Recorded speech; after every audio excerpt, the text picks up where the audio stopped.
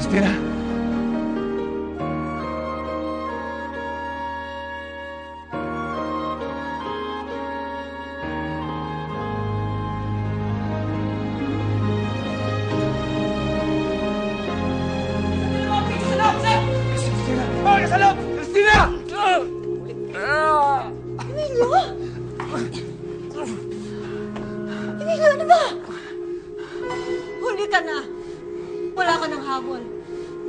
Magkakaanak na si Celestina kay Hugo. Sige, Celestina! Sige nang babalik, ha?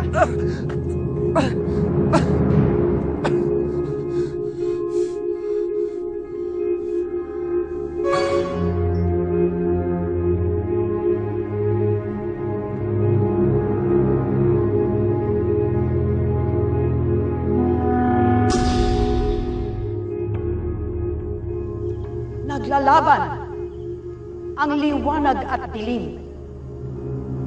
May dalawang sumpa.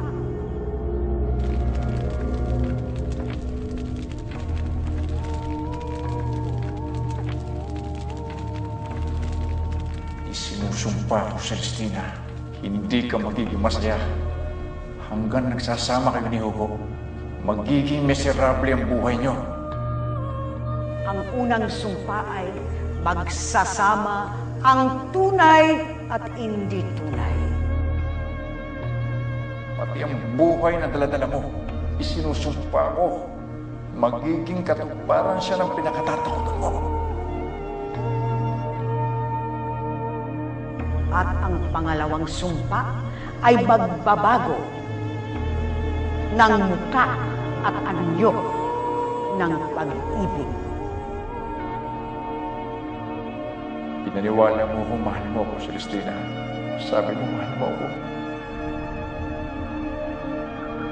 Hindi ba magandang balita yun, Celestina? Candidate for remission na daw ako. Parehong maitama lamang sa ngalan lamang ng panahon at pagmamahal.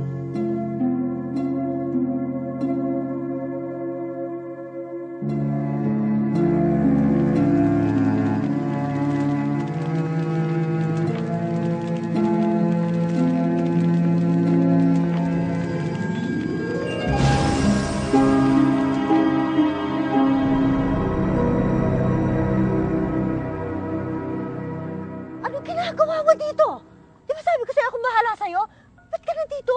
Wala naman ako pinanghahawakan sa mga sinasabi mo, sa mga pangako mo, kaya tumabi ka dyan. Teka! Eh, di ba sabi ko naman sa'yo, ako nang bahala? Yan ang hirap sa inyo eh. Alam mo, tinakikita mo ba gano'ng kalaki ang tiyan ko? Hindi na ako nakakapagtrabaho. Wala rin ang kapatid ko. Kaya bakit ako maniniwala sa'yo? Kailangan Eto! Siguro naman, pwede na yan sa pang-araw-araw mo. May kwarto sa tabi ng bahay ko. Rentahan mo yon. Pag manganganak ka na, tawagan mo ako. Ako magpapaanak sa'yo. Ate! Sige na, umalis ka na.